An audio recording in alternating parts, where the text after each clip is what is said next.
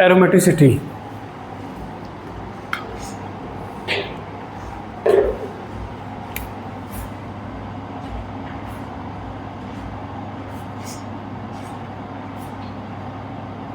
Aromaticity resonance की वजह से चीज़ें स्टेबल हो जाती हैं।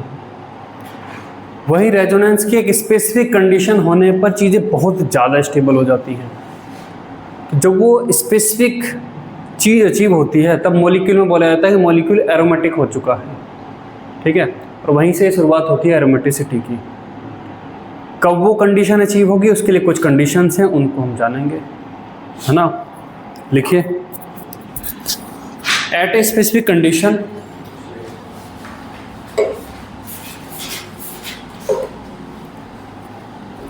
at a specific condition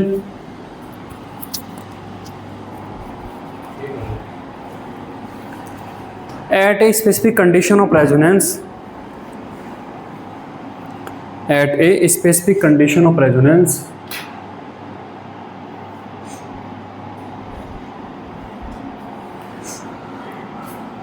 a compound possesses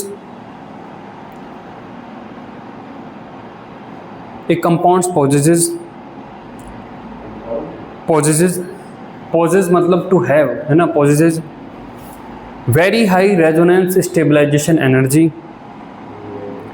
very high resonance stabilization energy, very high resonance stabilization energy, जिसे रेजोनेंस एनर्जी बोल देते हैं। and compound therefore become very stable, and compound therefore become very stable, and compound therefore become very stable। ठीक है, resonance की एक खास condition achieve होने पर मॉलिक्यूल बहुत ज़्यादा स्टेबल हो जाता है। These compounds are known as aromatic compounds. These compounds are known as aromatic compounds, and the phenomena is known as aromaticity. And the phenomena is known as aromaticity. And the phenomena is known as aromaticity. ठीक है, आगे लिखिए, next time लिखिए। अब वे कौन सी condition होंगी जिसकी वजह से कंपाउंड में ऐसा हो जाएगा, है ना। ये 4 कंडीशन है। ये 4 कंडीशन अगर मीट होती हैं एक साथ तो मॉलिक्यूल में एरोमेटिसिटी आ जाएगी। लिखिए, a compound is said to be aromatic, a compound is said to be aromatic if it meets the following criteria, if it meets the following criteria, meets the following criteria।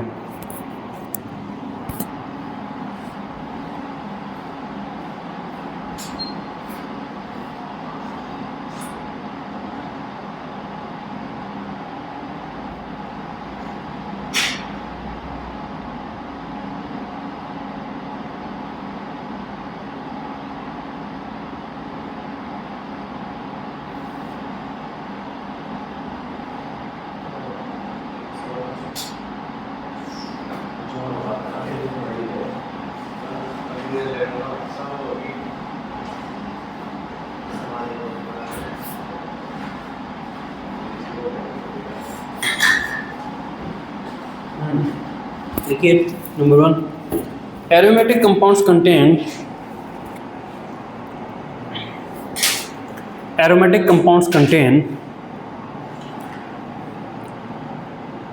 one or more rings that have a cyclic arrangement of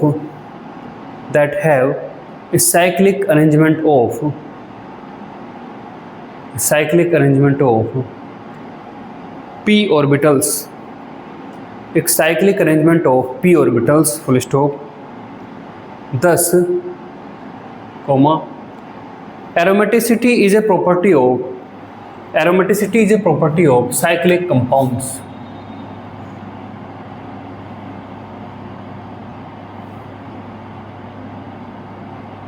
देखिए अगर आप benzene को देखें तो ये benzene है और इस स्ट्रक्चर को अगर आप ध्यान से देखें तो ये स्ट्रक्चर में ही कुछ इस तरीके से रहती है।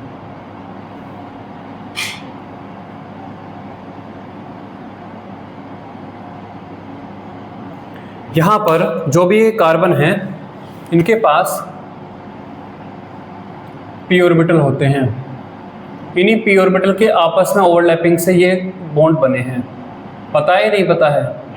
जो बेंजीन का रिंग है उससे ऊपर और नीचे यहाँ पर देखिए, यहाँ और यहाँ ओवरलैपिंग हुई है, यहाँ ओवरलैपिंग हुई है, यहाँ और यहाँ ओवरलैपिंग हुई है। इससे ही बना है।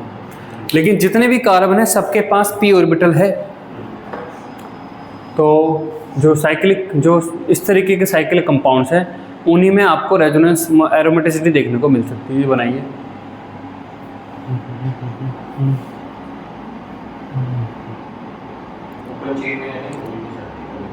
नहीं, ओपन चेन वाले कंपाउंड एरोमेटिक नहीं हो सकता।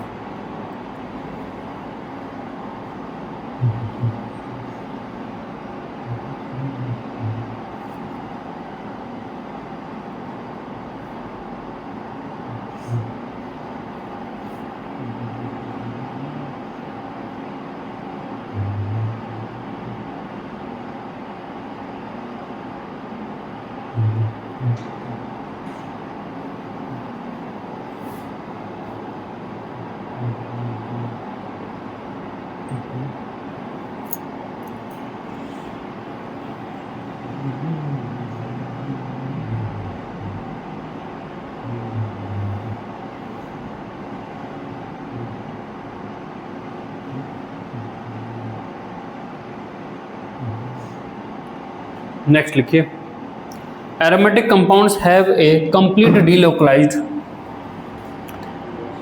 aromatic compounds have a complete delocalized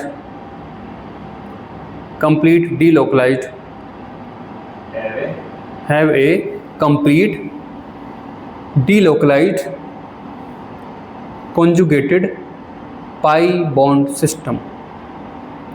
complete delocalized pi bond system. तो देखिए हर कार्बन के पास पी ऑर्बिटल है। ये एक कंप्लीट कॉन्जुगेशन है, कंप्लीट कॉन्जुगेशन ना, ये कंप्लीट कॉन्जुगेशन है। वहीं अगर कुछ ऐसा होता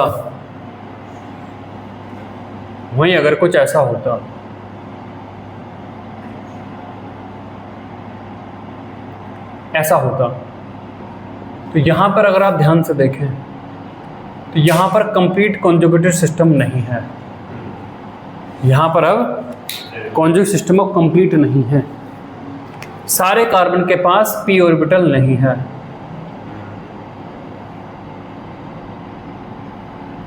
नहीं है तो फिर ये इनकम्प्लीट है।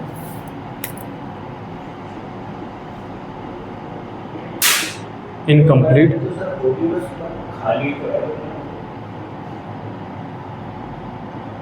खाली है, हाँ, लेकिन यहाँ और यहाँ पे कॉन्जुगेशन क्रॉसओवर नहीं कर सकता ना। फिर एक इतने पार्ट में केवल कॉन्जुगेशन है, कंप्लीट नहीं है ऐसे, ठीक है। और कंप्लीट का पता लगाने का एक तरीका और है, how to know that there is complete conjugation.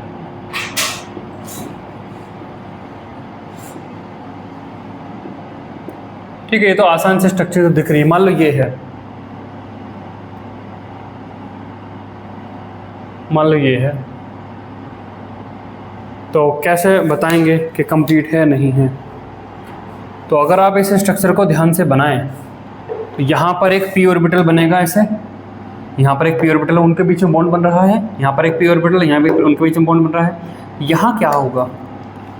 यहाँ एक खाली पी ऑर्बिटल, खाली पी ऑर्बिटल तो पांचों के पांचों कार्बन के पास पी ऑर्बिटल है, तो ये कंप्लीट कॉन्जुगेट सिस्टम है। ठीक है, वहीं इसे इस तरीके से और देख लेते हैं कि अगर किसी मॉलिक्यूल के पास कंप्लीट कॉन्जुगेट सिस्टम है और आप उसको रेजोनेटिव स्ट्रक्चर बनाना शुरू करें, तो एक रेजोनेटिंग के बाद दूसरी के बाद तीसरी के ऐसा होते होते वापस से सेम स्ट्रक्चर वापस बन जाएगी। आप अगर इसकी स्ट्रक्चर बनाना शुरू करें तो देखिए, अगर आपके पास प्लस चार्ज है तो दूसरी कॉन्जुगेट स्ट्रक्चर कैसे बनाएंगे?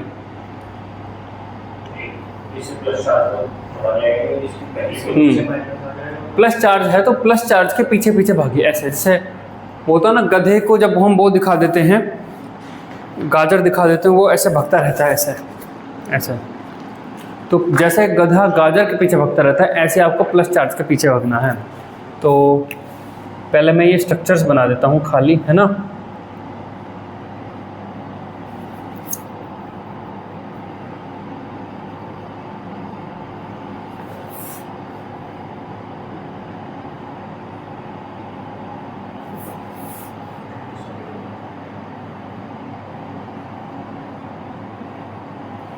ठीक है, तो देखिए सुंदर नहीं बनी वो, अच्छी।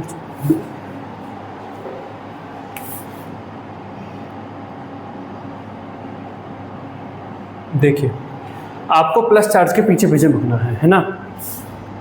प्लस चार्ज के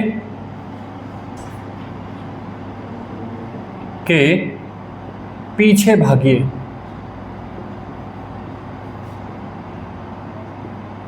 भागिए। सही मात्रा है ये मात्रा नहीं, पीछे भागिए, प्लस चार्ज के पीछे पीछे भागना है। कैसे भागेंगे? आप इस बॉन्ड को तोड़ के यहाँ लेके आइए।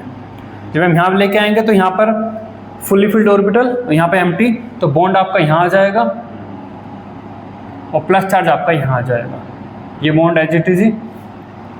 अब आपने जो एरो है वो किस डायरेक्शन में शुरू कर दी है? क्लॉकवाइज डायरेक्शन में एरो शुरू कर दी है। तो अब अगर आप सोचेंगे एंटी क्लॉकवाइज फिर वापस यहीं बने, तो वापस यहीं आ जाओगे, नहीं। अगर आपको एक से दूसरी तीसरे पे जाना है, अगर आपने क्लॉकवाइज डायरेक्शन शुरू करी है तो आप क्लॉकवाइज ही रखिए। तो अब क्लॉकवाइज रखने के लिए आप इसे यहाँ करेंगे, है ना, तभी तो क्लॉकवाइज हुई। तो आपका बॉन्ड आपका यहाँ बन जाएगा, प्लस चार्ज आपका यहाँ आ जाएगा और ये बॉन्ड ऐसे है ना। फिर क्या करिए, क्लॉकवाइज ही आपको भगना है, तो ये ऐसे लेके आइए, तो आपको क्या मिल जाएगा? बॉन्ड यहाँ आ जाएगा, प्लस चार्ज आपका यहाँ आ जाएगा, बॉन्ड आपका ये आ जाएगा। अब क्या करिए, अब ऐसे करिए, ऐसे करोगे तो क्या मिल जाएगा?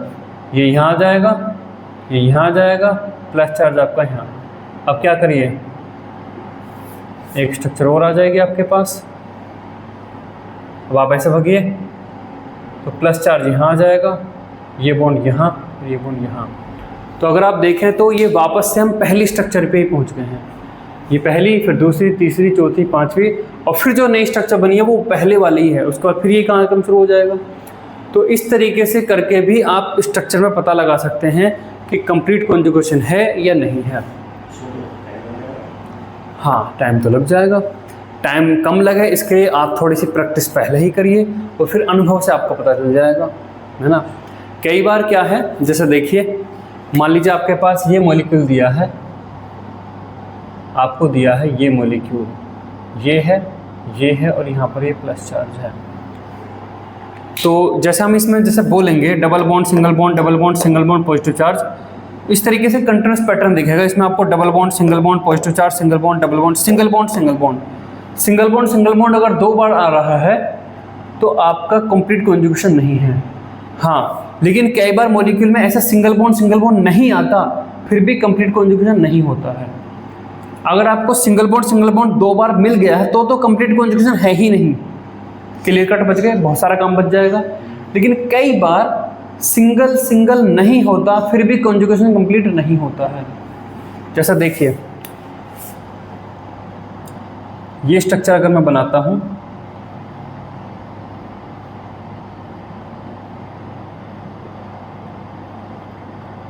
ये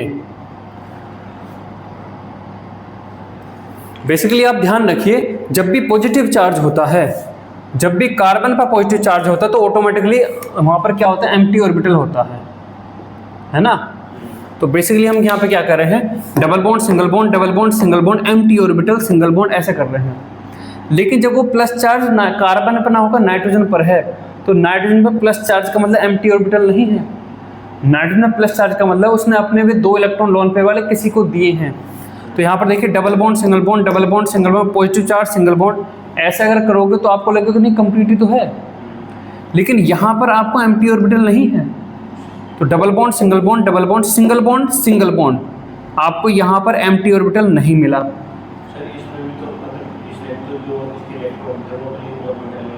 बॉन्ड बना लिया ना उनसे। यहाँ पर प्लस चार्ज क्यों आया है, इसने 4 बॉन्ड बनाए हुए थे, 4 में से एक बॉन्ड ऐसा टूटा कि वो बॉन्डिंग के 2 इलेक्ट्रॉन ले गया, अब उसके पास एम्प्टी ऑर्बिटल है। क्या इसके पास एम्प्टी ऑर्बिटल है?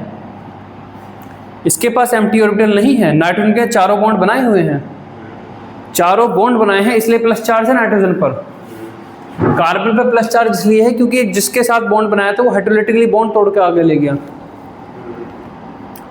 कार्बन पर प्लस चार्ज का मतलब है एम्प्टी ऑर्बिटल, नाइट्रोजन में प्लस चार्ज का मतलब एम्प्टी ऑर्बिटल नहीं है, सारे ऑर्बिटल भरे हुए हैं। तो यहाँ पर आपको double bond single bond double bond single bond positive charge का मतलब नहीं है, एम्प्टी ऑर्बिटल नहीं है वो।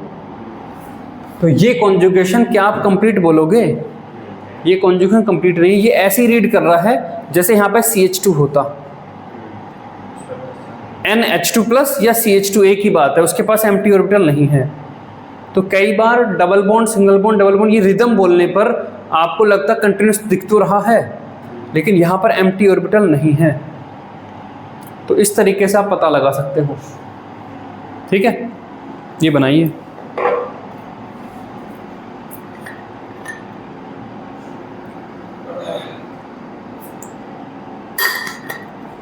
ये बनाइए।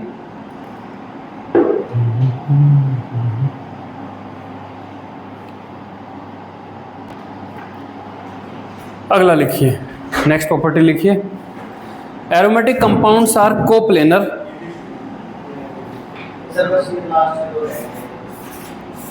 लिखो तो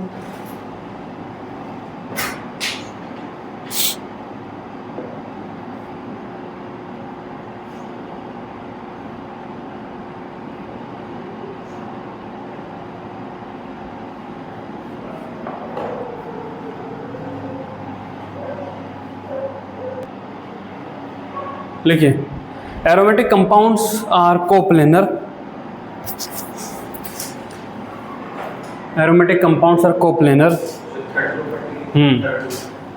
आर कोप्लेनर, और ब्रैकेट में लिखिए और नियरली कोप्लेनर, और नियरली कोप्लेनर, नियरली कोप्लेनर। क्या मतलब है इस चीज का? कोप्लेनर, बेंजीन रिंग में जितने भी कार्बन हैं जो अपने p ऑर्बिटल को यूटिलाइज कर रहे हैं उस बॉन्डिंग के लिए या ओवरलैपिंग के लिए, वे सारे के सारे कार्बन कहाँ हैं? क्या एक प्लेन में लाई करते हैं? हाँ। तो अगर ये बोर्ड का प्लेन है तो इससे परपेंडिकुलर पे ऐसे लाई कर रहे हैं सारे, या फिर बोर्ड में ऐसे लाई कर रहे हैं। जितने भी एटम पार्टिसिपेट कर रहे हैं अपने p ऑर्बिटल को लेके, वे सारे के सारे एटम एक ही प्लेन में लाई कर जाएंगे, या तो एक ही प्लेन में या लगभग एक प्लेन में, नियरली प्लेनर, है ना। Coplanar bracket close structures with all the contributing atoms,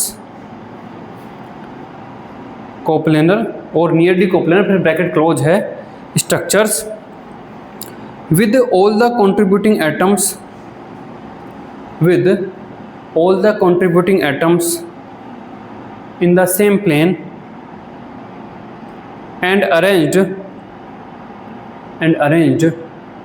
in one or more rings, and arranged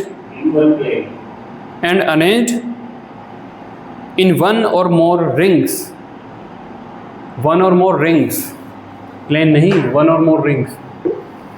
तो एरोमेटिक कंपाउंड्स में या तो एक रिंग होती है, एक से ज़्यादा रिंग, और जितनी भी रिंग हैं वे एक प्लेन में लाई करती हैं।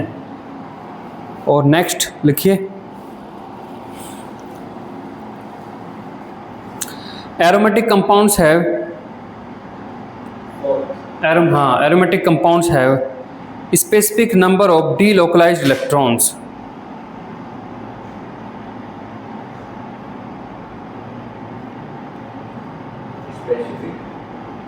number of delocalized electrons,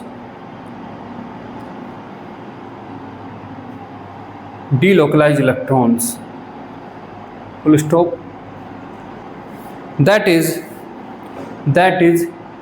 bracket के अंदर हम लिखेंगे ऐसे, दैट इज ब्रैकेट के अंदर 4n+2 pi electron, 4n+2 pi electrons. ये जो भी p बॉन्ड है, ये कैसा p ऑर्बिटल के जो इलेक्ट्रॉन है कैसा बॉन्ड बनाते हैं, पाई बॉन्ड बनाते हैं। सिग्मा थोड़ा ना कभी टूटता है, रेजोनेंस में सिग्मा टूटता ही नहीं है। तो इसे 4n+2 पाई मतलब पाई बॉन्ड बनाते हैं पाई इलेक्ट्रॉन्स, ठीक है, 4n+2 pi electrons, where n equals to 0, 1, 2 ... so on. This is known as Huckel's rule. नहीं, n की वैल्यू लिखाई तो है 0, 1, 2। प्रिंसिपल क्वांटम नंबर कहाँ से आ गया? This is known as Huckel's, HUCKLE, this is known as Huckel's rule. This is known as Huckel's rule.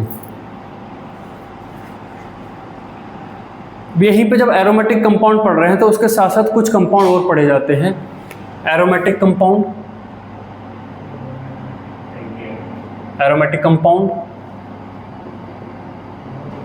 Non aromatic compound,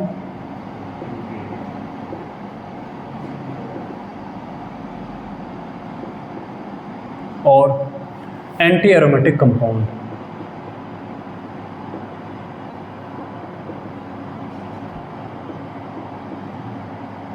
अगर हम इनकी स्टेबिलिटी ऑर्डर देखें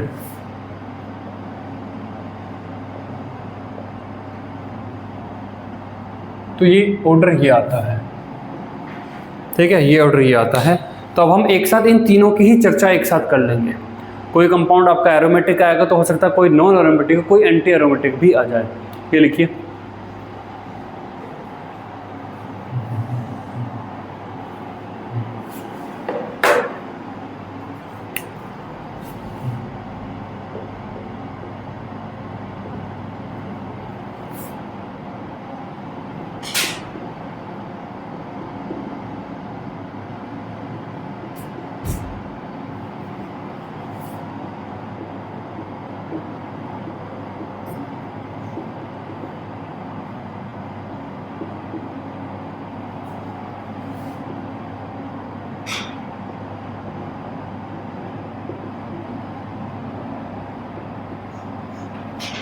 तो देखिए 3 टाइप के आपके पास कंपाउंड है, ये लिख लिया।